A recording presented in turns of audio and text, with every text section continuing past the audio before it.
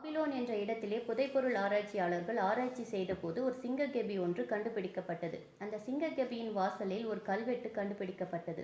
ராஜாவின் கட்டளைக்கு கீழ்ப்படியாதவர்களை மிருகங்களுக்கு இரையாக போடப்பட்டார்கள் என்று கல்வெட்டு குறிப்பு கூறுகிறது. அது மட்டுமின்றி யாரெல்லாம் மிருகங்களுக்கு இரையாக போடப்பட்டார்கள் என்ற பெயரும் கல்வெட்டிலே பொறிக்கப்பட்டிருக்கிறது. அந்த சிங்கக்கெபியின் கல்வெட்டிலே தானியேலின் பெயர் இல்லை. என் அன்பு தேவனுடைய பிள்ளைகளே, தானியேல் சிங்கக்கெபியில் போடப்பட்டதாகவும் தேவன் தம்முடைய தூதர்களை அனுப்பி சிங்கங்களின் வாயை கட்டி தானியேலை காப்பாற்றினார் என்று தானியேல் புத்தகத்தில் சொல்லப்பட்ட சம்பவத்திற்கு கண்டுபிடிப்பு சான்று அளிக்கும் என்றால் பரிசுத்த வேதாகமம் உண்மை. பாபிலோனிலே புதைபொருள் ஆராய்ச்சியாளர்கள் ஆராய்ச்சி செய்தபோது அக்னி சூளை ஒன்று கண்டுபிடித்தார்கள். அந்த சூளையின் வாசலில் ஒரு கல்வெட்டு கண்டுபிடிக்கப்பட்டது. பாபிலோனிய தெய்வங்களை வணங்காதவர்களே அந்த சூளையில் போடப்பட்டதாக கல்வெட்டு குறிப்பு கூறுகிறது. என் அன்பு தேவனுடைய பிள்ளைகளே, சாத்ராக், மேஷாக், ஆபேத் நேகோ ஆகிய 3 பேரும் அக்னி சூளையில் போடப்பட்டதாகவும் தேவனாலே காக்கப்பட்டதாகவும் தானியேல் புத்தகத்தில் சொல்லப்பட்ட சம்பவத்திற்கு கண்டுபிடிப்பு சான்று அளிக்கும் என்றால் பரிசுத்த வேதாகமம் உண்மை. சீகேம் என்ற நகரம் இன்றைக்கு பாலஸ்தீன தேசத்தில் இருக்கிறது. இந்த சீகேமிலே ஒரு கல்லறை வெகு காலமாய் யோசேப்பின் கல்லறை என நம்பப்பட்டு வந்தது. இந்த ஒரு கல்லறையை புதைபொருள் ஆராய்ச்சியாளர்கள் பல காலமாய் ஆராய்ச்சி செய்ய காத்திருந்தார்கள். சமீபத்தில் இந்த கல்லறையை புதைபொருள் ஆராய்ச்சியாளர்கள் தோண்டி ஆராய்ச்சி செய்து பார்த்தபோது வேத வசனத்தின்படி எகிப்தின் முறைப்படி பாதுகாக்கப்பட்ட ஒரு சரீரமும் எகிப்தின் ராஜாவிற்கு அடுத்த ஸ்தானத்தை வகிக்கிற அதிகாரியின் அடையாள வாள் இருக்கிறதை கண்டுபிடித்தார்கள். எனவே இது யோசேப்பின் கல்லறை என புதைபொருள் ஆராய்ச்சியாளர்களால் உறுதி செய்யப்பட்டது. யோசேப்பின் சரீரம் எகிப்திலே புதைக்கப்படவில்லை, எகிப்தின் முறைப்படி பாதுகாக்கப்பட்டது என வேதம் தெரிவிக்கிறது. இஸ்ரவேலரை வழிநடத்தி சென்ற மோசே யோசேப்பின் எலும்புகளை எடுத்து சென்றார் என்று யாத்திராகமம் 13:19 கூறுகிறது. யோசுவா 24 அதிகாரத்தில் 32ஆம் வசனத்தில் சீகம் என்ற இடத்திலே யோசேப்பின் எலும்புகளை இஸ்ரவேல் புத்திரர் அடக்கம் பண்ணினார்கள் என்று வேதம் தெரிவிக்கிறது.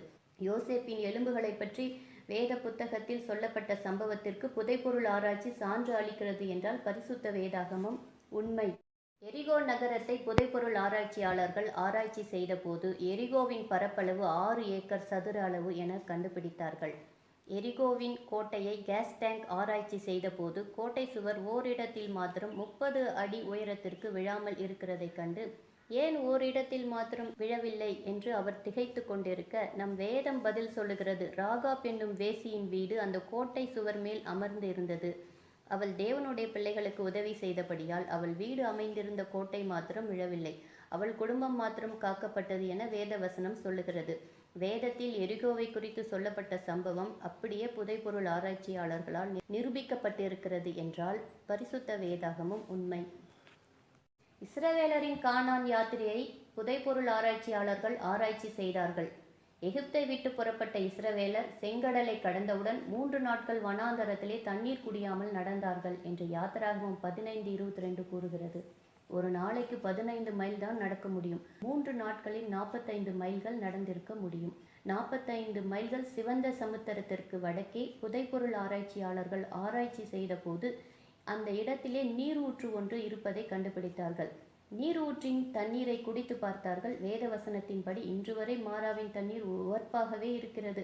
மாராவிற்கு பிறகு இஸ்ரவேல் புத்திரர் ஒரு நாள் பிரயாணம் செய்து ஏலிம் என்ற இடத்திற்கு வந்தார்கள் என்று வேதவசனம் சொல்லுகிறது.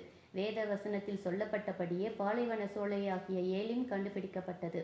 இஸ்ரவேலரின் கானான் யாத்திரை பரிசுத்த வேதாகமத்தில் என்னவென்று சொல்லப்பட்டதோ அப்படியே மாராவும் ஏலிமும் பாலஸ்தீன தேசத்தில் கண்டுபிடிக்கப்பட்டிருக்கிறது என்றால் பரிசுத்த வேதாகமம் உண்மை என்று புதைபொருள் ஆராய்ச்சி நிரூபித்துக் கொண்டிருக்கிறது.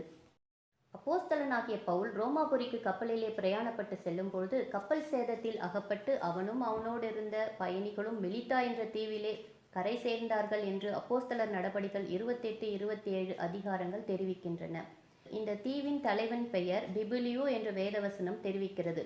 இந்த தீவிலே பிபிலியு தகப்பனுடைய வியாதியும் மற்றும் அநேக வியாதிக்காரருடைய வியாதியையும் பவுலின் கையினால் குணமாக்கப்பட்டார்கள் என்று வேதம் தெரிவிக்கிறது. இந்த மெலித்தா தீவில் நடந்த சம்பவம் உண்மையா? இந்த மெலித்தா தீவிற்கு ஆதாரம் உண்டா? இன்றைக்கு இந்த தீவு மால்டா என்று அழைக்கப்படுகிறது. 1966ஆம் ஆண்டு சபாட்டினோ மொஸ்காட்டி என்பவர் தலைமையிலே இந்த இடத்தில் ஆராய்ச்சி செய்த போது 3 கிறிஸ்துவ தேவாலயங்கள் கண்டுபிடிக்கப்பட்டிருக்கின்றன. ஒரு கல்வெட்டிலே உடைந்த கப்பலின் உருவம் மற்றும் பவுலஸ் என்ற வார்த்தையும், இன்னொரு கல்வெட்டிலே மெலித்தா தீவின் தலைவனின் பெயர் பிபிலியு என்ற பெயரும் கண்டுபிடிக்கப்பட்டுள்ளது. பவுலின் ஊழியத்திற்கு புதைபொருள் ஆராய்ச்சி சான்று அளிக்கும் என்றால் பரிசுத்த வேதாகமம் உண்மை.